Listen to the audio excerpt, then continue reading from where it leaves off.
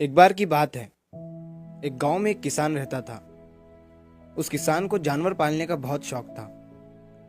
उसके पास पहले से ही बहुत सारी भैंसें थी जिनका दूध बेचकर वो अपना घर चलाया करता था। तो एक दिन उस किसान ने एक खरगोश और एक बंदर को भी अपने घर में पाल लिया। अब काफी दिन गुजरने के बाद उस किसान ने उस खरगोश और बंदर के साथ खेलने का सोचा।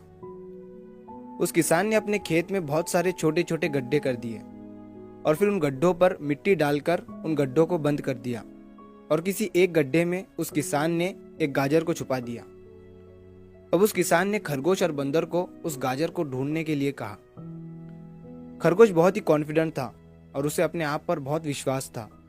उसने एक एक गड्ढे को खोदना शुरू किया और गाजर ढूंढने लगा। लेकिन बंदर जो था वो बहुत ही नेगेटिव और आलसी था।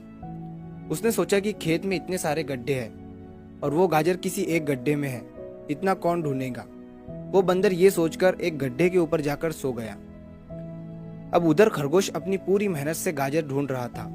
एक एक करके खरगोश ने सारे गड्ढे देख लिए, लेकिन उसे किसी भी गड्ढे में गाजर नहीं मिली। सिर्फ एक गड्ढा बाकी रह गया था जिसके ऊपर बंदर सो रहा था।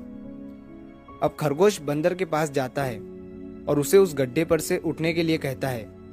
जैसे ही बंदर उस गड्ढे पर से उठता है, खरगोश गड्ढा खोद कर गाजर बाहर निकाल लेता है और अपने मालिक को ले जाकर दे देता है।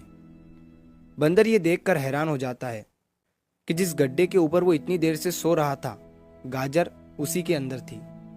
वो सिर्फ एक बार खोद कर देख लेता तो गाजर उसे मिल जाती और वो मालिक की नजरों में बड़ा बन जाता।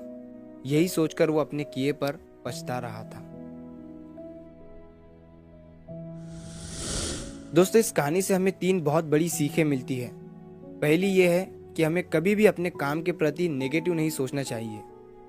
जैसे उस बंदर ने सोचा कि इतने सारे गड्ढे हैं और गाजर किस गड्ढे में है पता नहीं। यही सोचकर उसने उस काम को अपने लिए बड़ा बना दिया।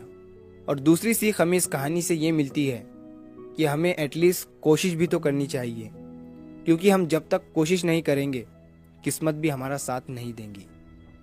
अगर वो बंदर जिस गड्ढे पर सोया हुआ था वहां से ही गाजर को ढूंढना शुरू करता तो उसे गाजर मिल जाती, लेकिन उसने कोशिश ही नहीं किया। और तीसरी सीख हमें इस कहानी से ये मिलती है कि हमें जल्दी हार नहीं माननी चाहिए। अब हमें नहीं पता कि हमें अपने काम में कौन से साल में कामयाबी मिलेंगी।